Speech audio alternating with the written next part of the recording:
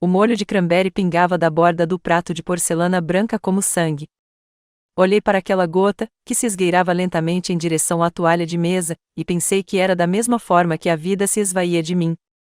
Uma gota de cada vez que me sentava àquela mesa. Vovó, passa o sal. A voz de Obádia, o neto mais velho, me tirou do meu transe. Estendi o saleiro, tentando não deixar minha mão tremer. Hoje era quinta-feira, nosso tradicional jantar em família na casa de Percy e Tabita. Uma tradição que há muito tempo se tornará uma tortura semanal, mas eu continuava vindo. Talvez por teimosia. Talvez por medo de admitir o óbvio. Eu não era bem-vinda ali. As batatas estão queimadas, resmungou Tabita, cutucando sua porção com o garfo. Rose, você sabe que crianças não gostam de crosta. Minha filha apertou os lábios. Se alguém me ajudasse na cozinha em vez de passar 3 horas no telefone com clientes. Não vamos começar, suspirou Percy, meu filho de 42 anos, cortando a carne com tanta força que a faca rangia no prato. Temos convidados. Convidados? A palavra me atingiu com mais força do que se ele tivesse jogado o prato na parede. Convidados, não a mamãe, não a vovó. Convidados? Na verdade, tossi, tentando parecer casual, hoje é um dia especial. 31 de maio, Frei e eu nos conhecemos. Foi, mãe? Rose revirou os olhos. Já ouvimos essa história umas 100 vezes. Na verdade, não, tentei sorrir. A história naquele dia é diferente. É sobre o vovô de novo. Vaidade, murmurou a filha de 12 anos de Rose, olhando para o telefone debaixo da mesa. Que chato. Guarde o telefone durante o jantar, mocinha, eu disse automaticamente, como já fizera centenas de vezes na biblioteca da escola durante meus 37 anos de trabalho. Não diga ao meu filho o que fazer, Rose me interrompeu. Temos nossas próprias regras. Senti a cor invadir meu rosto. Eu só queria te contar como naquele dia, Frei. Meu Deus, mãe, Percy largou o garfo com um estrondo. Ninguém quer ouvir essas histórias intermináveis sobre o papai. Ele morreu há 3 anos. Chega de viver no passado. Houve silêncio na sala. Olhei para o meu filho. Suas maçãs do rosto ficaram vermelhas, seus olhos se estreitaram. Eu já o havia segurado, pequenininho, nos braços e cantado canções de ninar. Agora ele me olhava como uma mosca irritante. Eu só estava pensando. Minha voz tremeu traiçoeiramente. Pelo amor de Deus, Rose suspirou teatralmente, dirigindo-se às crianças, mas alto o suficiente para eu ouvir. Cala a boca, viúva. Estamos fartos das suas memórias. A risada de Obádia e Vanite soou como um tiro. Cala a boca, viúva, repetiu Obádia, visivelmente satisfeita com a nova frase. O tempo parou. Sentei-me, agarrando o guardanapo debaixo da mesa com tanta força que minhas unhas cravaram na palma da mão. Percy tossiu, visivelmente envergonhado, mas não disse uma palavra em minha defesa. Crianças, isso não é jeito de falar com a vovó, disse Tabita sem muita convicção. É, preciso ir. Levantei-me, sentindo minhas pernas fraquejarem. Obrigada pelo jantar. Mas ainda não servimos a sobremesa, disse Tabita, fingindo surpresa. Estou de dieta, menti. O médico disse. Não importa. Você precisa de uma carona? Perguntou Percy, e eu pude ver a esperança em seus olhos de que eu diria não. Não, vou chamar um táxi. Na sua idade, você deveria aprender a usar um aplicativo de carona, Rose bufou. Economizaria bastante dinheiro. Dinheiro? Sempre se resumia a dinheiro. O dinheiro que eu lhes dei ao longo dos anos para a entrada da casa do Percy, para o casamento da Rose, para a escola particular dos netos. Vou ficar bem, eu disse, vestindo meu casaco. Me liga quando chegar, disse Rose, virando-se para a TV. Eu sabia que ela não atenderia se eu atendesse. A fria noite de maio me envolveu quando saí para a varanda. Elgrove estava silenciosa, as janelas das casas brilhando amarelas como vagalumes. Eu tinha morado ali a vida toda, conhecia cada rua, cada curva. E, no entanto, naquele momento, eu me sentia uma completa estranha. O táxi chegou 12 minutos depois. O motorista, um jovem de cabelo comprido e rabo de cavalo, sorriu para mim pelo retrovisor. Para onde estamos indo, senhora? Rua Ock 34, respondi, recostando-me no banco. Dia difícil? Perguntou ele, saindo da garagem. É uma vida difícil, eu disse, e me arrependi. Mas o motorista apenas assentiu, como se entendesse. Acontece. Passamos o resto da viagem em silêncio. A cidade flutuava do lado de fora da janela, o parque onde um dia levei a pequena Rose para brincar no balanço, a biblioteca onde trabalhei por quase 4 décadas, a padaria onde Humphrey e eu íamos todos os domingos. Humphrey. Eu quase conseguia ouvir a voz dele. Trix, não deixe que te tratem assim. Mas ele sempre foi mais forte do que eu. Ele sabia como estabelecer limites. E eu simplesmente os amava demais. A casa me recebeu com silêncio. Uma mansão antiga, mas bem conservada, na rua Ock, a única coisa que restou dos meus pais. Acendi a luz, tirei os sapatos e fui até a cozinha. Preparei chá de ervas, como o médico havia recomendado para dormir melhor. Dormir? Era irônico. Eu não dormia bem desde que Humphrey se fora.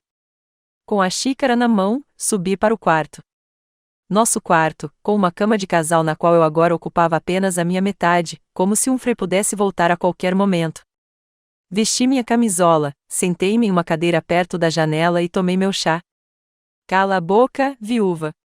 As palavras ecoavam na minha cabeça. Viúva. Como se essa fosse a minha única definição. Como se todos os 67 anos da minha vida tivessem se resumido a essa palavra. Lembrei-me do funeral de Humphrey. Rose foi quem chorou mais alto, embora mal tivesse falado com o pai nos últimos anos.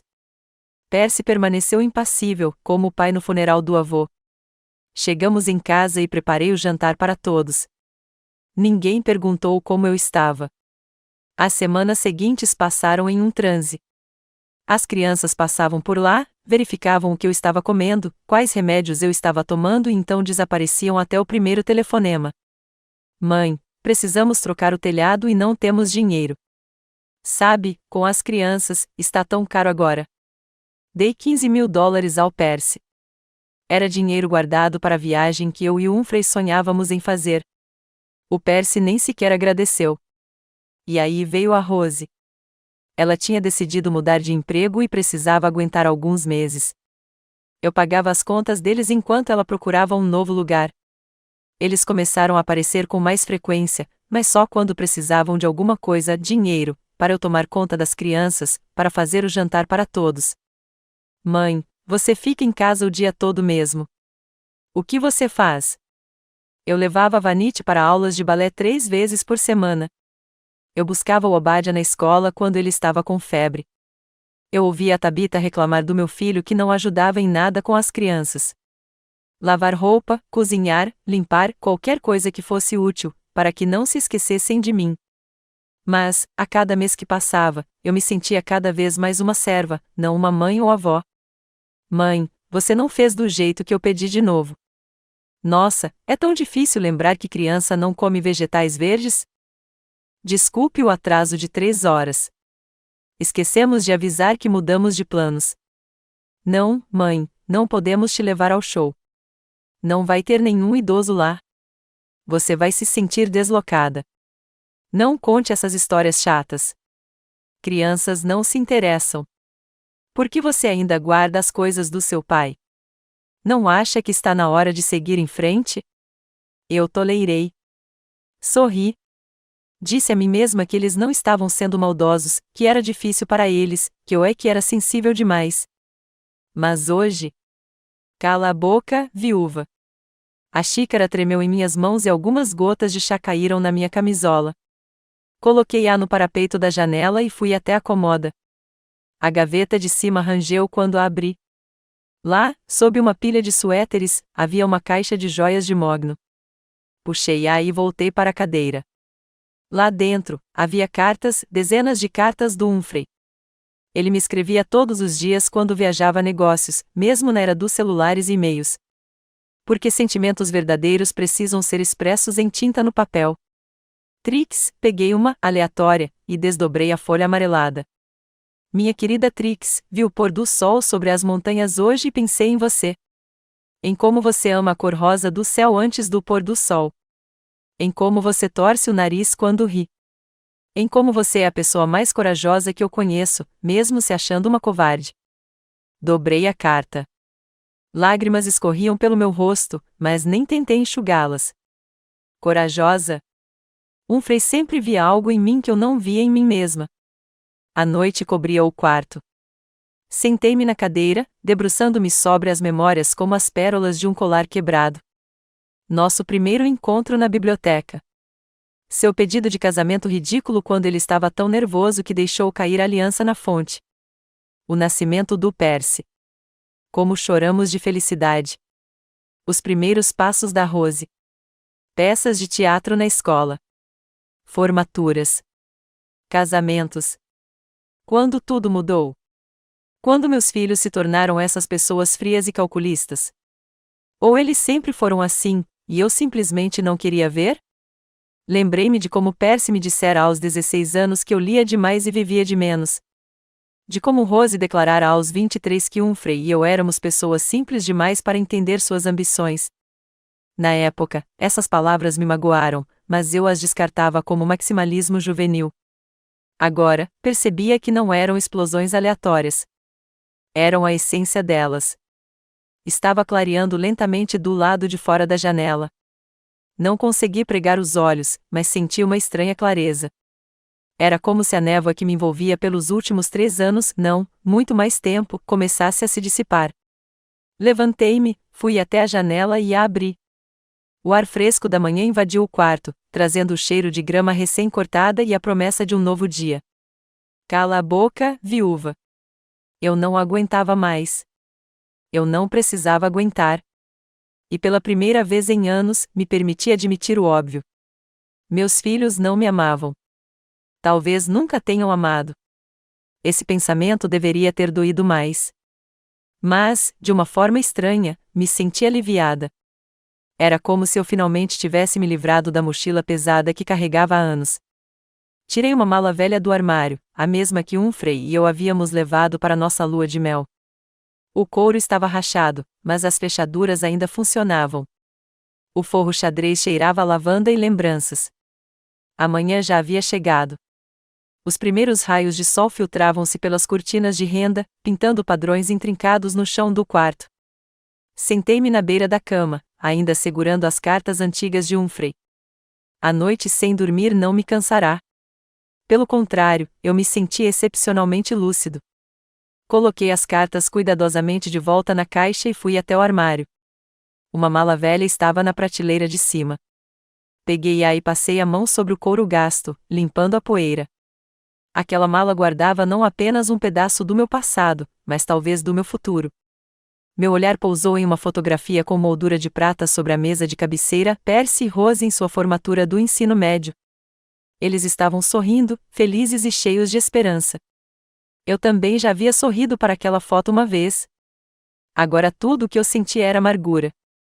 Abri uma gaveta da cômoda e tirei uma agenda com capa de couro. Nos meus 37 anos como bibliotecária escolar, eu havia me acostumado a anotar as coisas. E mesmo depois de me aposentar, não mudei esse hábito. Folheando as páginas, encontrei o que procurava, uma planilha de despesas dos últimos 5 anos.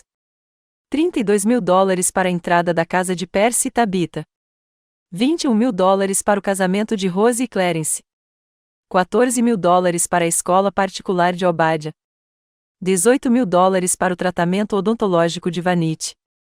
$7.000 para a assistência jurídica de Percy quando ele foi acusado de negligência no trabalho. $9.000 para cursos de atualização para Rose. A lista era interminável. Ao longo dos anos, dei mais às crianças do que podia pagar.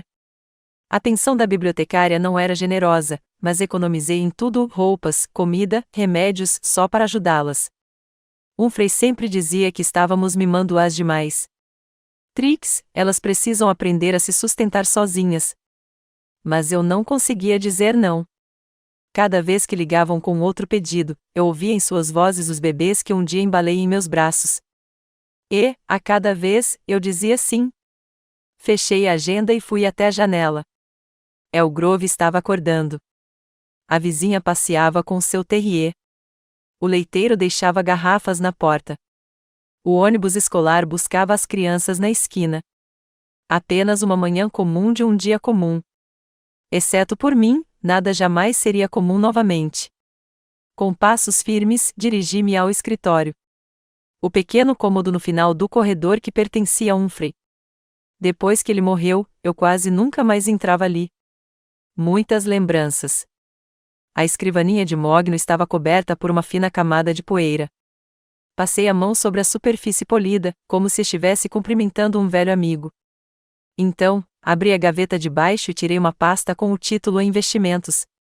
Humphrey sempre foi um homem prático.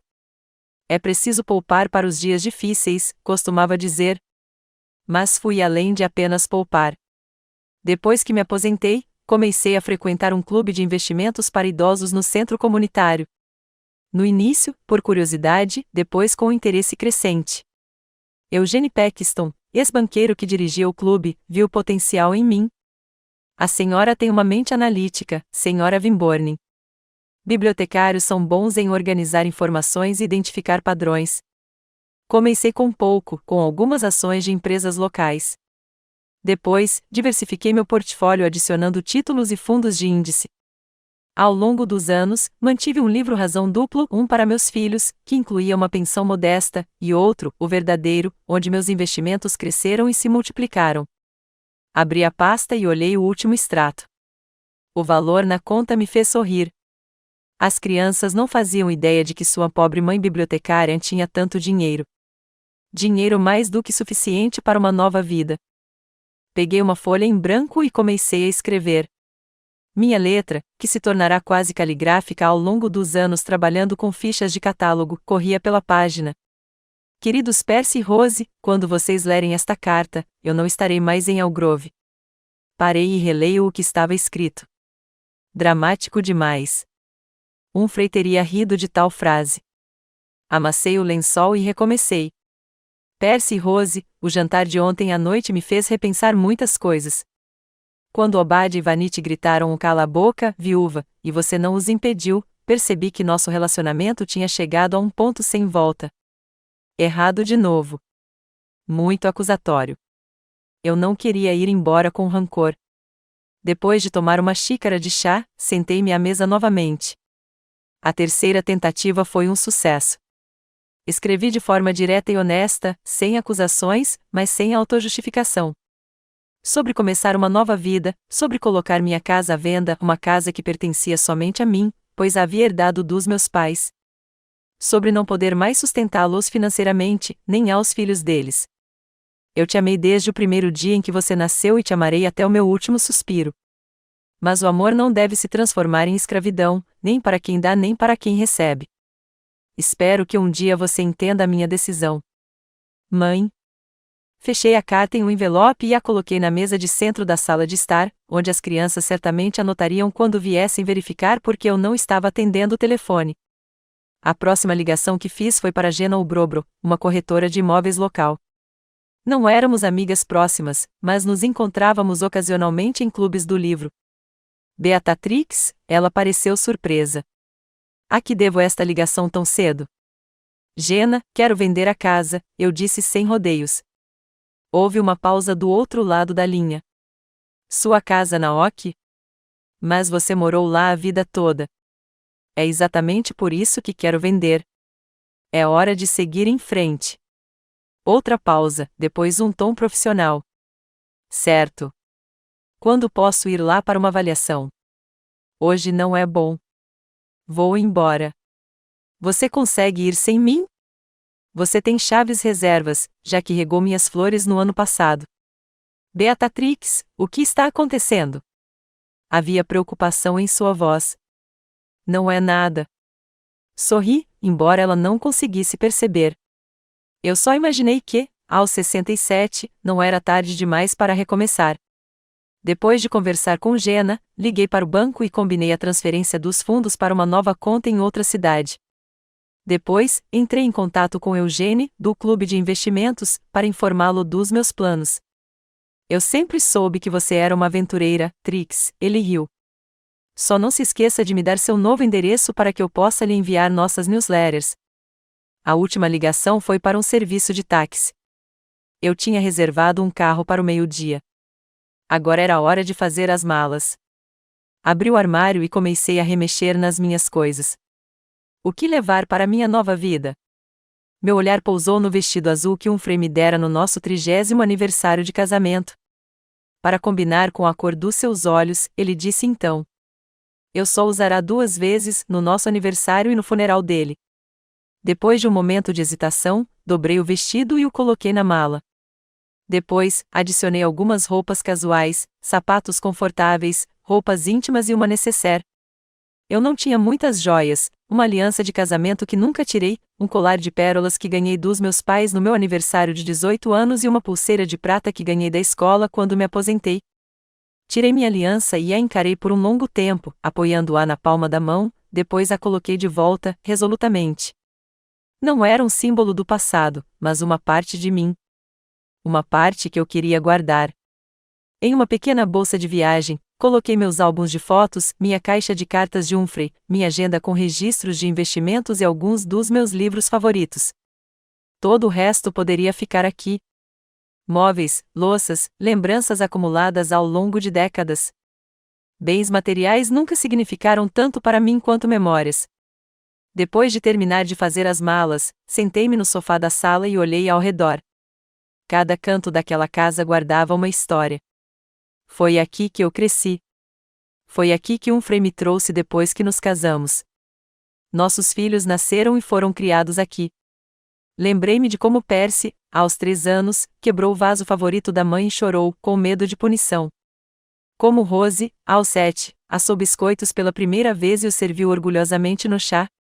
Como Humphrey e eu nos sentávamos neste mesmo sofá nas longas noites de inverno, lendo livros e ouvindo jazz. Tantos momentos felizes. Onde e quando tudo deu errado? Talvez quando Humphrey e eu decidimos que amar significava dar aos nossos filhos tudo o que eles queriam. Talvez quando paramos de responsabilizá-los por suas ações. Ou quando continuei essa prática após a morte dele, agarrando-me desesperadamente a cada oportunidade de ser necessária para meus próprios filhos. Lembrei-me do Percy pedindo dinheiro para um carro novo no ano passado. A Tabitha disse que precisamos de uma minivan maior para as crianças. Dei a ele quase todas as minhas economias da conta calção. Então, uma semana depois, vi fotos dele pescando em seu novo barco no Instagram. Um presentinho para minha pessoa favorita, dizia a legenda. Quando perguntei gentilmente sobre isso, ele respondeu com irritação: nossa, mãe, você está me entendendo? Sou um homem adulto e decido sozinho em que gastar meu dinheiro. Ou como Rose deixava a Vanity comigo por 2 meses todo verão. Mãe, você não tem nada para fazer mesmo, e Clarence e eu queremos viajar. Eles iriam para a Europa. E eu levaria minha neta a museus e parques, prepararia refeições saudáveis e verificaria a lição de casa dela.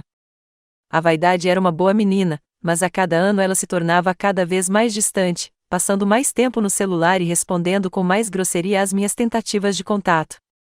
Vovó, você é tão antiquada. Ninguém mais pede uma desculpa. Não é legal. E no ano passado, quando peguei uma gripe e pedi para Rose buscar a Vanity alguns dias antes, minha filha teve um ataque de fúria. Mãe, temos excursões pagas. Você não pode simplesmente mudar de planos assim. Tome seus remédios e se vire. Foi aí que pensei pela primeira vez no fato de que eu não era mãe dos meus filhos, mas sim uma babá de graça e um caixa eletrônico.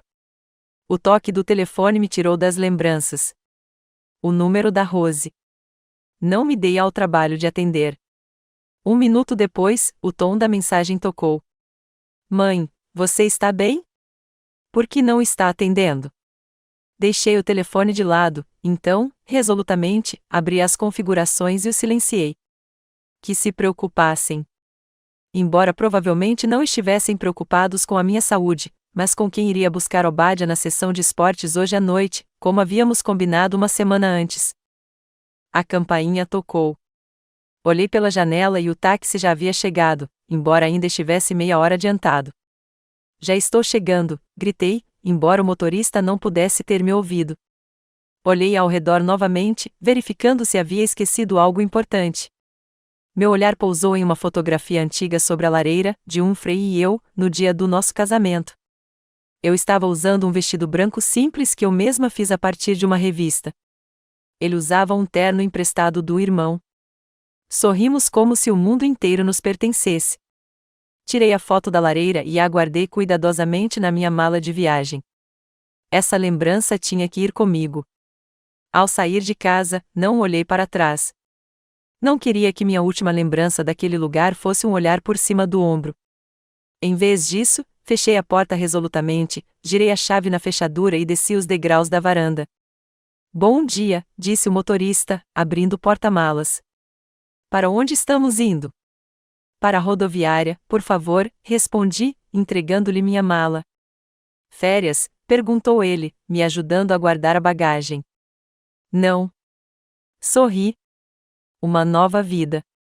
O vento salgado atingiu meu rosto assim que desci do ônibus. Inspirei fundo, sentindo o ar do mar encher meus pulmões. A rodoviária de Brincliffe, uma pequena cidade litorânea a 3 horas de Elgrove, estava quase vazia naquela tarde de dia de semana. Peguei minha mala e olhei ao redor. Ninguém me encontrou. Ninguém sabia que eu estava chegando. Pela primeira vez em anos, eu estava realmente sozinho, e o pensamento não evocou medo, mas uma estranha, quase esquecida, sensação de liberdade. Tirando meu caderno da bolsa, verifiquei o endereço. De volta ao ônibus, dei uma olhada nas listas e escolhi algumas opções. O primeiro da lista era um chalé aconchegante com vista para o mar. Parecia promissor se o preço correspondesse à descrição. Um táxi me levou ao endereço certo em 10 minutos. O chalé era uma casinha nos arredores da cidade, com uma varanda surrada e tinta descascando. Tinha vista para o mar se você ficasse na ponta dos pés e olhasse pela janela do sótão. A dona, uma mulher magra de uns 70 anos chamada Gladys Parker, me lançou um olhar avaliador. Você está sozinha? Sem marido? Sem filhos? Completamente sozinha, respondi, com a voz mais confiante do que eu esperava. Ótimo. Ela assentiu. Não gosto de barulho. Os últimos inquilinos davam festas toda sexta-noite. Tive que expulsá-los. O interior da casa não era melhor que o exterior, telhado com goteiras, piso de madeira rangendo, fogão antigo que não funcionava direito. E o preço, francamente, era um pouco salgado. Vou pensar no assunto, eu disse, anotando o número de telefone de Gladys. As 2 opções seguintes não eram melhores. No final da tarde, eu estava quase desesperado, mas decidi verificar o último endereço, um apartamento no 3º andar de um prédio antigo perto do centro. Ficava em uma rua tranquila, ladeada por bordos, tijolos aparentes, 3 andares com janelas amplas e pequenas varandas. Ao tocar a campainha do apartamento 3B, preparei-me para outra decepção. A porta foi aberta por um homem mais ou menos da minha idade, com uma barba grisalha bem aparada e olhos castanhos vivos. Senhora Wimborne, ele estendeu a mão. Lionel Gardner. Conversamos por telefone. O apartamento era exatamente como eu sonhava.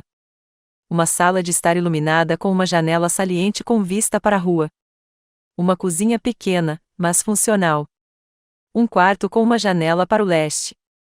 Para acordar com o sol, como observou o Sr. Gardner.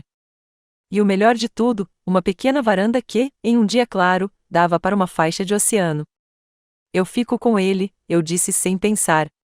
Você nem perguntou o preço, ele sorriu. Eu posso pagar, eu disse com a confiança de alguém cujo investimento estava rendendo um retorno constante. Assinamos o contrato na hora.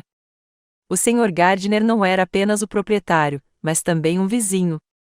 Ele morava do outro lado do corredor. Se precisar de alguma coisa, é só bater, disse ele, me entregando as chaves. Enquanto isso, vou deixar você se instalar. Quando a porta se fechou atrás dele, andei lentamente pelo apartamento, meu apartamento agora. Passei a mão no parapeito da janela, verifiquei a pressão da água no banheiro, abri e fechei as portas do armário. Tudo funcionava. Tudo estava limpo e bem conservado. Este apartamento não tinha história, pelo menos não a minha. Não havia memórias ali. Nenhum fantasma do passado. Desfiz minha mala, coloquei minhas coisas nas prateleiras e coloquei a foto com um freio no criado mudo. Então abri as portas da varanda e saí, expondo o rosto à brisa da noite. Havia de fato um trecho azul escuro de oceano ao longe. Fiquei olhando para ele até escurecer. Dormi a primeira noite no novo lugar sem sonhos, um sono profundo e reparador. De manhã, acordei com o som das gaivotas e o cheiro de pão fresco da padaria do primeiro andar. Alonguei-me, sentindo meu corpo se encher de energia. Olhando para o meu celular, encontrei 17 chamadas perdidas e 23 mensagens. Percy, Rose e até Tabitha estavam tentando entrar em contato comigo.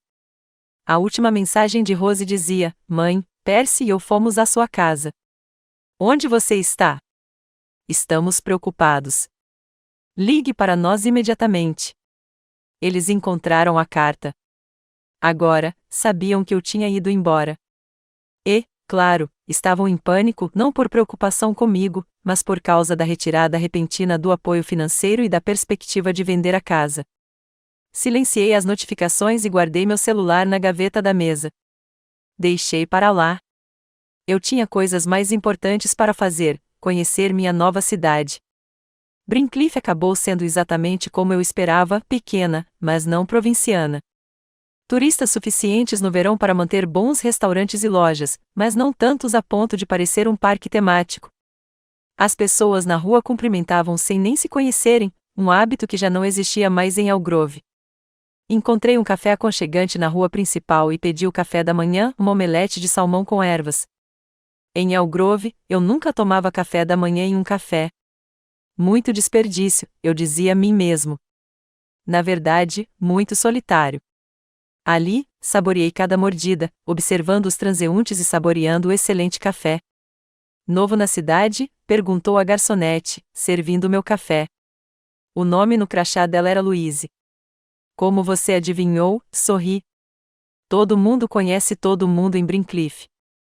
Pelo menos os clientes habituais. Começamos a conversar. Louise, uma mulher de 50 e poucos anos com rugas alegres ao redor dos olhos, morou aqui a vida toda. Ela recomendou os melhores lugares para caminhar, o pão mais fresco da padaria Olsens e me alertou para ficar longe do restaurante de frutos do mar no pier, uma armadilha para turistas com preços exorbitantes. Onde fica a biblioteca por aqui? Perguntei, pagando meu café da manhã. A 3 quarteirões de distância, no cruzamento da Vila com a Primorskaya. Não perca! É um prédio em estilo vitoriano com colunas. Depois de agradecer a Louise, fui em busca da biblioteca. Brincliffe ficava no alto de colinas que desciam até o oceano, então havia vistas panorâmicas de quase qualquer ponto. Caminhei devagar, apreciando a caminhada e a sensação de liberdade. Ninguém estava me esperando em casa. Ninguém ligou para buscar meus netos na escola. Ninguém exigiu dinheiro para um telhado novo ou para um dentista. A biblioteca era realmente imperdível. O imponente prédio de tijolos vermelhos com colunas brancas e uma ampla escadaria parecia um pequeno templo do conhecimento. A placa na entrada dizia: Biblioteca Pública de Brincliffe, fundada em 1896. Lá dentro, cheirava a livros, polimento de madeira e aquele aroma especial de silêncio e concentração que só as bibliotecas têm. Respirei fundo, sentindo nostalgia dos 37 anos que passei entre estantes de livros. Uma jovem com uma mecha ruiva e óculos de aro grosso estava sentada na recepção.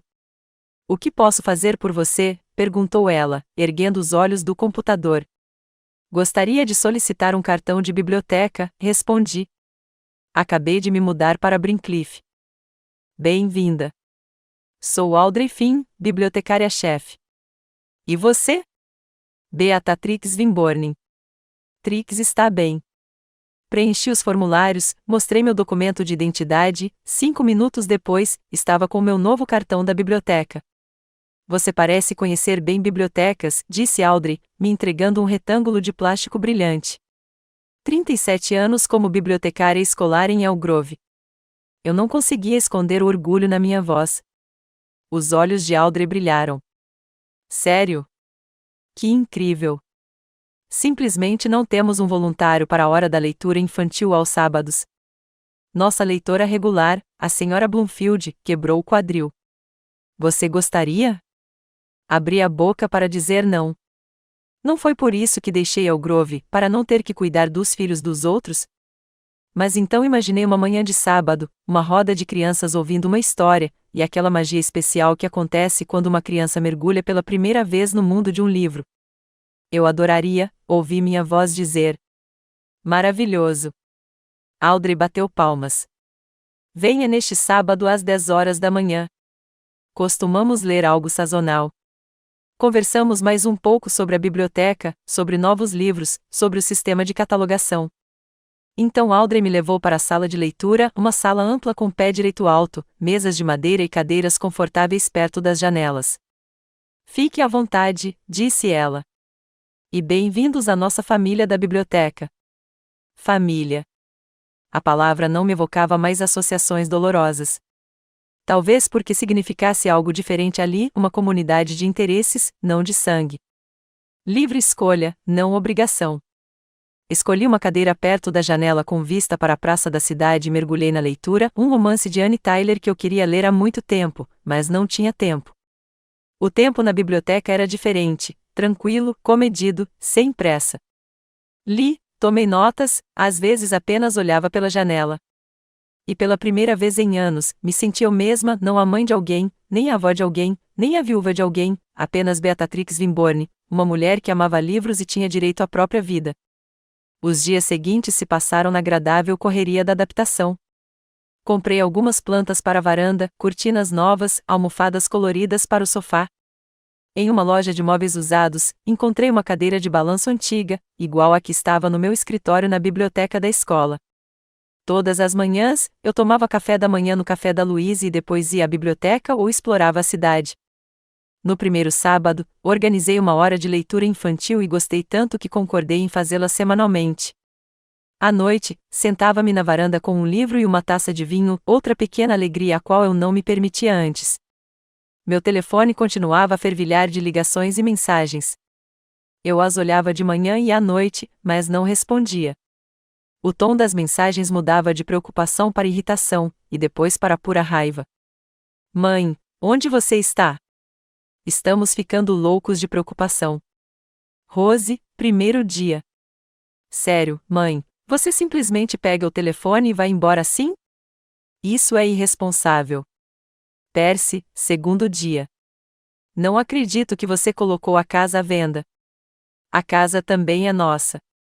Rose, terceiro dia. Você não pode fazer isso conosco. Somos seus filhos. Você tem a obrigação de nos ajudar. Percy, quarto dia. Obadiah está doente. Ele precisa da avó. Volte imediatamente. Tabitha, quinto dia. Mamãe, estou grávida. Preciso do seu apoio. Como você pode ser tão egoísta? Rose, sétimo dia. Essa mensagem quase me fez ligar, até que me lembrei de que Rose tinha feito a mesma coisa na faculdade, quando precisava de dinheiro com urgência. Então, a gravidez foi milagrosamente resolvida assim que transferi a quantia necessária. No final da segunda semana, as ligações se tornaram menos frequentes e as mensagens, mais curtas e raivosas. Eles perceberam que suas táticas não estavam funcionando, que eu não voltaria só porque eles queriam. Sexta-feira à noite, voltando da biblioteca, encontrei Lionel Gardner, meu senhorio e vizinho. Ele estava passeando com um pequeno Dachshund na coleira. Boa noite, senhora Wimborne, disse ele. Como está se saindo em nossa casa? Tudo bem, senhor Gardner. E, por favor, me chame de Trix. Só se me chamar de Lionel, ele sorriu. A propósito, tem um show de jazz ao ar livre no parque da cidade hoje à noite. Gostaria de se juntar a mim? Hesitei.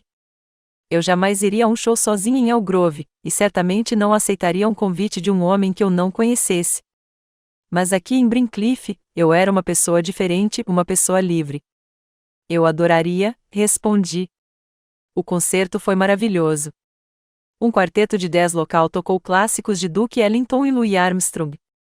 Lionel e eu sentamos em uma toalha, bebemos vinho em copos de papel e conversamos sobre livros, música e viagens que tínhamos feito e planejado fazer. Lionel era um ex-professor de literatura inglesa, aposentado há 5 anos, viúvo como eu. Sua esposa havia morrido de câncer 8 anos antes. Eles não tinham filhos. Às vezes me arrependo, admitiu. Mas então vejo meus colegas divididos entre seus próprios desejos e as exigências dos filhos, e penso que talvez seja melhor assim. Crianças nem sempre trazem felicidade, eu disse baixinho, pensando em Percy e Rose. Vocês têm filhos? Ele perguntou. 2, mas nós não somos muito próximos. Ele assentiu compreensivamente e não fez mais perguntas, o que me deixou grata. Quando o show acabou, Lionel me acompanhou até em casa. Paramos na porta do meu apartamento. Obrigada pela noite maravilhosa, eu disse.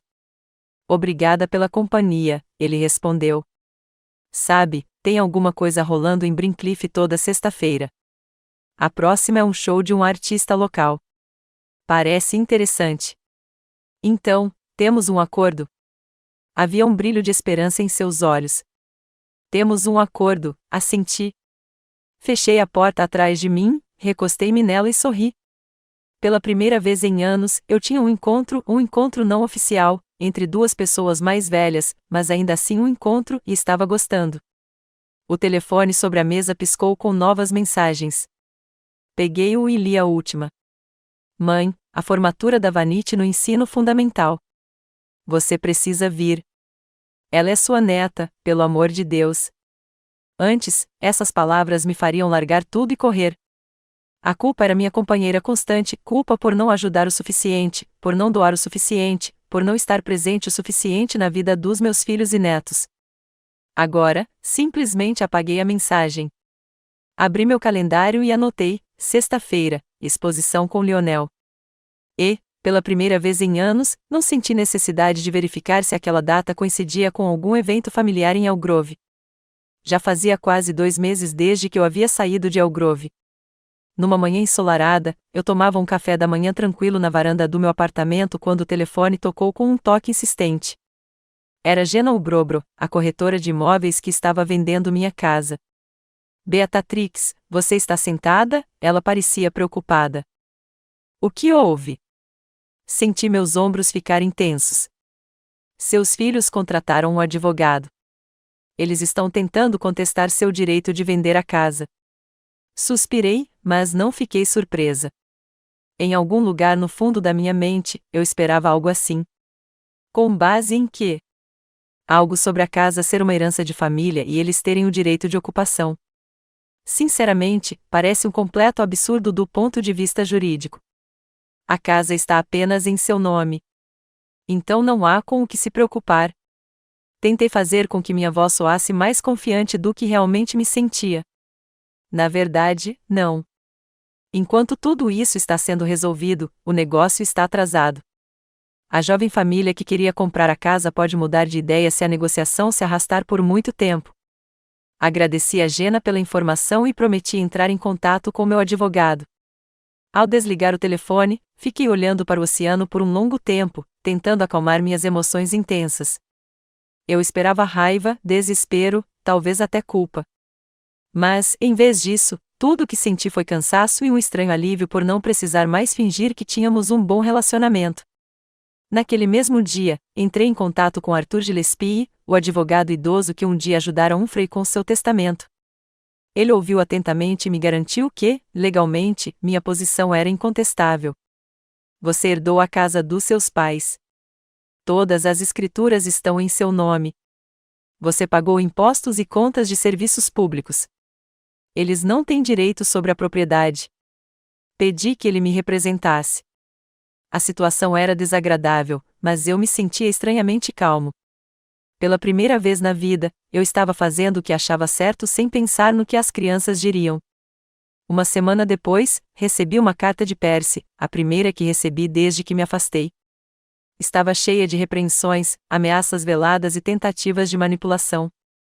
Mãe, como pôde fazer isso conosco? Somos seus filhos. Esta casa é nossa herança, nossas memórias, nosso futuro. O que os netos vão dizer quando descobrirem que a vovó vendeu a casa deles para estranhos? Reli a carta várias vezes, tentando encontrar um resquício de preocupação genuína por mim. Não consegui encontrar nenhum. Era tudo sobre eles, sua herança, suas memórias, seu futuro. Eu existia apenas como guardiã de seus bens, não como uma pessoa viva com meus próprios desejos. Não respondi. Em vez disso, continuei a me estabelecer em Brincliffe, a fazer novas amizades e a desfrutar da minha liberdade. À noite, às vezes me permitia uma taça de vinho na varanda, observando o pôr do sol e refletindo sobre como minha vida havia mudado. Certa manhã, cerca de um mês depois da ligação de Jenna, eu estava verificando meu e-mail e encontrei uma mensagem de Arthur Gillespie. O tribunal havia rejeitado o processo dos meus filhos. Nada mais impedia a venda da casa. Naquele mesmo dia, as ligações começaram. Primeiro Percy, eu não atendi. Depois Rose, ela me ignorou. Até Tabitha tentou ligar. Desliguei o telefone e fui à biblioteca, onde ajudei a catalogar livros raros. Quando cheguei em casa naquela noite, liguei o telefone e encontrei 23 chamadas perdidas e uma dúzia de mensagens. A mais recente era da Rose: Mãe, precisamos conversar. Vamos para Brincliffe no sábado. Meu coração disparou. Eu não estava pronta para aquela reunião. Não tinha certeza se algum dia estaria pronta, mas talvez fosse por isso que não podia ser adiada. Acordei cedo no sábado. Embora eu costumasse dormir até mais tarde nos fins de semana, não conseguia encontrar um lugar para sentar de tanta animação. Vasculhei meu armário inteiro antes de escolher um vestido azul simples, não muito formal, mas também não muito caseiro. Não queria que pensassem que eu estava me arrumando para encontrá-los. A campainha tocou às 11 horas da manhã. Respirei fundo, endireitei as costas e fui abrir. Percy e Rose estavam parados na porta. Meus filhos, aqueles que um dia carreguei nos braços e embalei à noite, aqueles por quem eu havia desistido de tudo, pareciam estranhos agora, cautelosos, os lábios firmemente pressionados. Olá, eu disse, dando um passo para o lado. Entrem. Eles entraram, olhando ao redor com uma surpresa mal disfarçada. Deviam ter esperado ver algo patético, um quarto pequeno e apertado que refletia minha situação. Em vez disso, era um apartamento espaçoso e iluminado com vista para o mar. Sente-se, apontei para o sofá. Chá, café? Nada, disse Percy, sentando-se na beirada do sofá como se tivesse medo de se sujar. Mãe, precisamos ter uma conversa séria. Sentei-me na cadeira em frente a eles, com as mãos cruzadas no colo. Estamos aqui para te levar para casa, Percy deixou escapar, olhando-me diretamente nos olhos. Estou em casa, respondi calmamente. Isto não é o meu lar, ele apontou para o quarto. Isto é algum tipo de apartamento alugado numa cidade estrangeira. Sua casa é em El Grove, conosco, com seus netos. Com meus netos gritando: cala a boca, viúva. Eu conseguia ouvir a amargura na minha própria voz, embora tentasse manter a calma. Eles são crianças, Rose interrompeu. Eles não sabem o que estão dizendo. Obadiah e Vanity sentem sua falta. Todos nós sentimos, não é? Olhei para minha filha. Achei que você sentia falta do meu dinheiro e dos serviços gratuitos de babá. Como pode dizer isso? Percy ficou indignado. Somos seus filhos. Sim. Assenti. E é por isso que eu esperava respeito e amor de você. Mas tudo o que recebi foram exigências e negligência. Mãe, se fizemos algo que a ofendeu, pedimos desculpas, disse Rose com um tom de voz ensaiado. Não queríamos te machucar. Eu sei, eu disse, de repente suave. Você só não pensou nisso. Eu era parte da mobília, sempre presente, sempre disponível, sempre pronta para ajudar. Mas eu sou uma pessoa, não uma peça de mobília. Sabemos que você é uma pessoa, exclamou Percy. Mas você também é mãe e avó. Você tem responsabilidades com a sua família. E a família tem responsabilidades comigo, retruquei. Respeitar meus limites, valorizar meu tempo, agradecer pela minha ajuda, não menosprezá-la. Houve silêncio na sala. Percy e Rose se entreolharam. Certo, disse Percy finalmente, claramente caminhando em direção a um plano premeditado. Nós entendemos. Talvez tenhamos sido um pouco desconsiderados, talvez até ingratos, mas reconhecemos nossos erros. Vamos mudar, não é, Rose? Sim, ela assentiu apressadamente. Viremos com mais frequência, convidaremos você para jantares em família, conversaremos com você sobre assuntos importantes. E realmente esperamos que mude de ideia sobre a casa, acrescentou Percy, tentando manter a voz casual. Afinal, é um legado de família, nossas memórias de infância. Já assinei o contrato de pré-venda, eu disse calmamente. Uma família jovem com 2 filhos. Pessoas muito simpáticas. O quê? Percy se levantou de um salto. Você não pode vender a casa. É a nossa casa. É a minha casa, eu disse firmemente. Foi deixada para mim pelos meus pais, e eu tenho o direito de usá-la como eu achar melhor. E nós? Exclamou Rose. Onde vamos ficar quando formos para El Grove? Um hotel, sugeri. Ou amigos. Você tem amigos na sua cidade natal, não tem? Rose mordeu o lábio. Mãe, seja razoável. Você não pode simplesmente jogar fora a sua vida inteira, a sua família. Não estou cortando o apoio de ninguém. Balancei a cabeça. Estou apenas começando a viver para mim mesma, algo que nunca fiz antes. E quanto ao apoio financeiro? Perguntou Percy, indo direto ao ponto. Sua carta dizia que você pararia de nos ajudar. Mas você não está falando sério, está? Você é nossa mãe? Você deveria estar ajudando seus filhos. Devo? Olhei para o meu filho com genuína surpresa. Você está na casa dos 40. Tem emprego, carreira, família. Por que eu ainda tenho que te sustentar?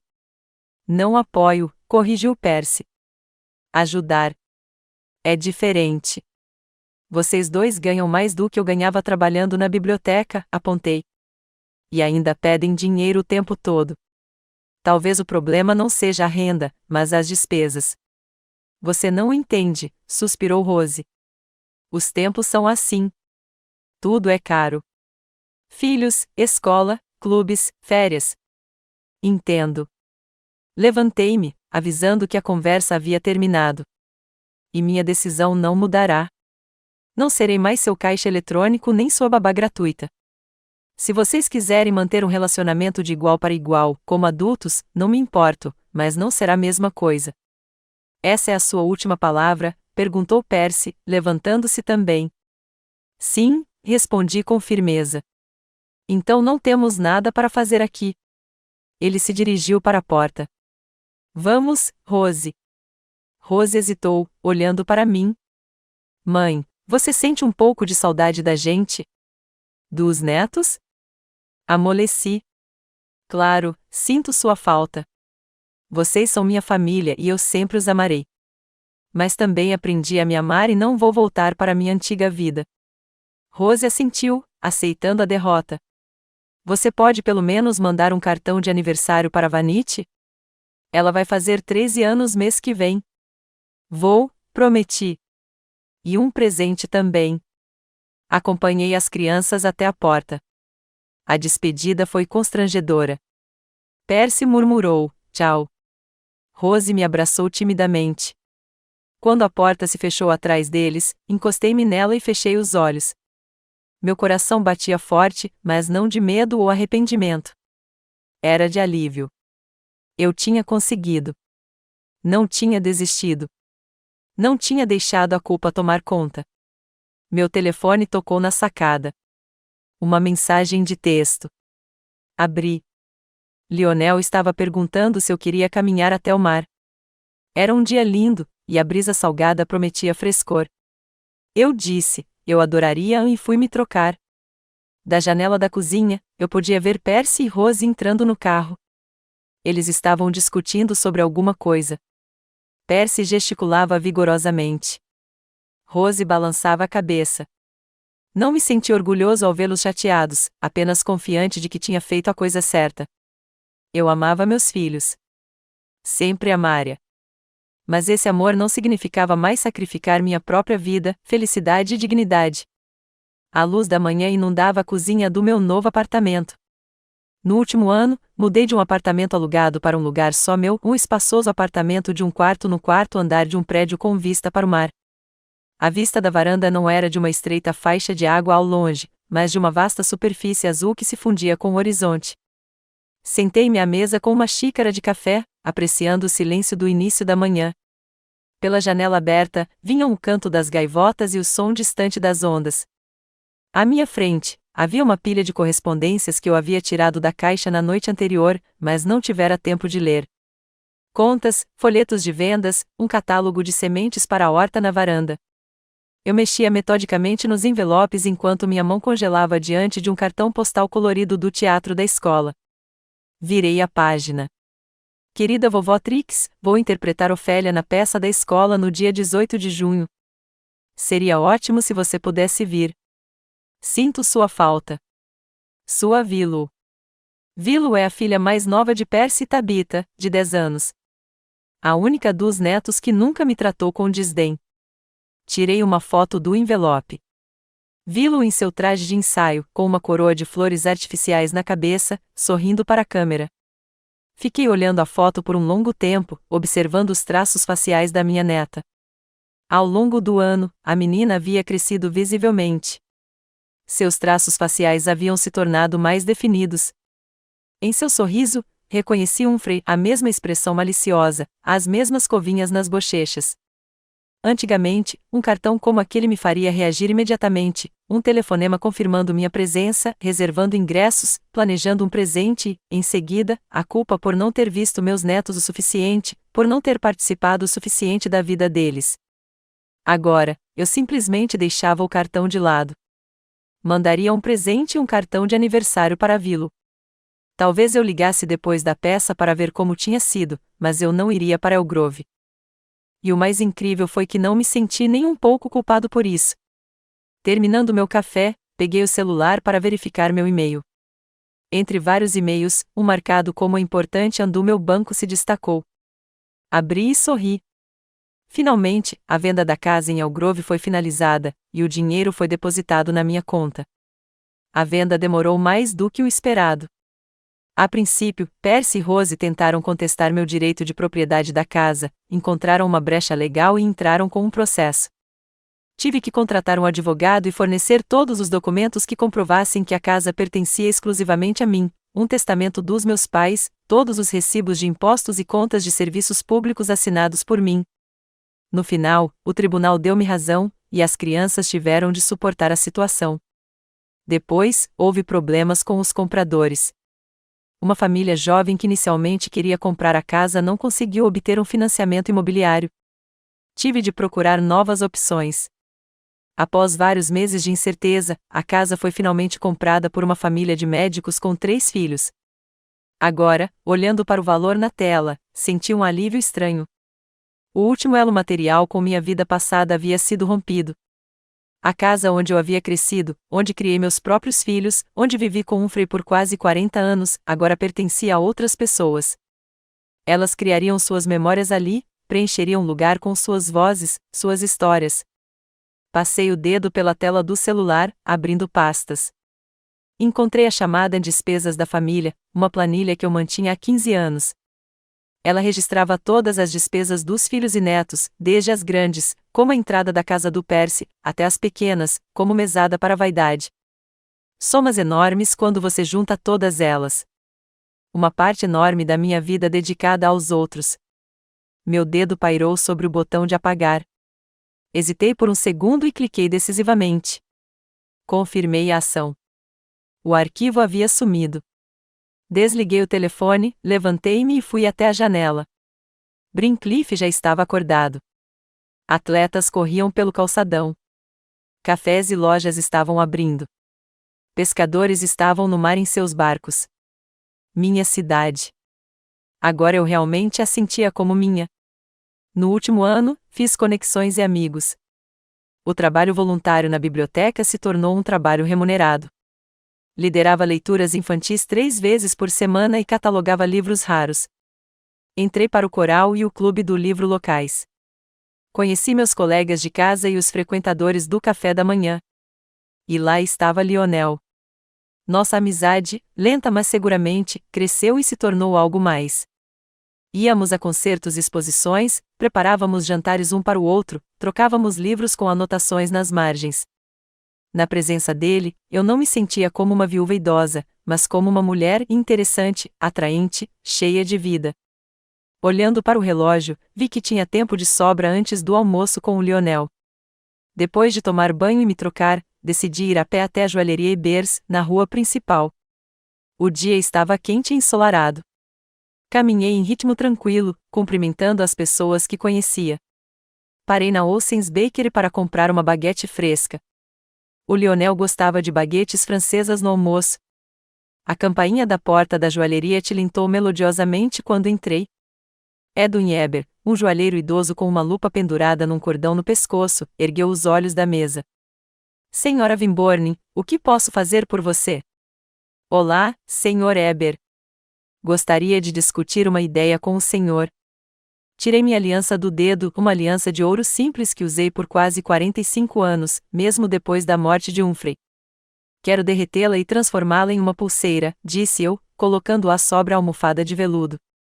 Posso fazer isso? O joalheiro examinou o anel cuidadosamente com uma lupa. Claro que pode. É ouro de boa qualidade, 18 quilates. Mas tem certeza? Anéis de noivado geralmente são guardados. Tenho certeza, respondi com firmeza. Não o quero num porta-joias. Quero usá-lo de uma nova forma, para começar um novo capítulo, preservando a memória do anterior.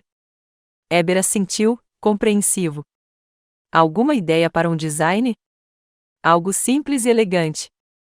Talvez com a data do nosso casamento gravada dentro. Discutimos os detalhes e deixei um depósito. A pulseira ficaria pronta em 2 semanas. Ao sair da oficina, esfreguei o dedo onde o anel costumava ficar. Era estranho, como se eu tivesse perdido algo e ganhado algo ao mesmo tempo. O anel era um símbolo de casamento, de lealdade, de pertencimento mútuo. Agora seria outra coisa, uma lembrança das coisas boas que aconteceram, mas não uma âncora me prendendo ao passado. O almoço com Lionel foi tão acolhedor e casual como sempre. Sentamos em um pequeno restaurante com vista para o porto, compartilhando novidades e fazendo planos para o fim de semana. Clube do livro hoje à noite, lembra? Perguntou Lionel enquanto terminávamos o café. Estamos discutindo, jornada até o fim da noite. Claro que me lembro, sorri. Eu tinha preparado algumas perguntas interessantes para a discussão. Depois do almoço, fui à biblioteca para conferir o catálogo de edições raras em que estava trabalhando. Depois, passei na loja de roupas, onde comprei um vestido leve de linho para o próximo festival de verão. Na minha vida anterior, eu raramente comprava roupas novas para mim, economizando dinheiro para meus filhos e me contentando com coisas velhas. Agora, eu me permitia pequenos prazeres, um vestido bonito, um bom perfume, cosméticos de qualidade. À noite, o clube do livro se reunia na sala dos fundos do Seabreze Café. 10 pessoas, de um estudante universitário local a um capitão aposentado, estavam sentadas ao redor de uma grande mesa. Eu, como líder do clube, abri a discussão com uma pergunta sobre o simbolismo da viagem no romance de Céline. A discussão foi animada. Gostei da conversa intelectual, da oportunidade de expressar meus pensamentos e ouvir diferentes pontos de vista. Eu também tinha um clube do livro em Elk Grove, mas lá eu sempre me continha por medo de parecer muito inteligente ou pretensiosa. Ali, eu podia ser eu mesma, culta, reflexiva, com minhas próprias opiniões. Quando a parte formal da discussão terminou e os participantes passaram para o chá com biscoitos, uma novata, uma mulher mais ou menos da minha idade chamada Ellen, veio até mim. Você falou de forma tão interessante sobre o tema da alienação no romance. Você tem um profundo conhecimento de literatura. Obrigada. Sorri. Trabalhei em bibliotecas a vida toda. Ah, eu também. Ellen se animou. Na biblioteca da universidade em Portland. E você? Biblioteca da escola em Elk Grove.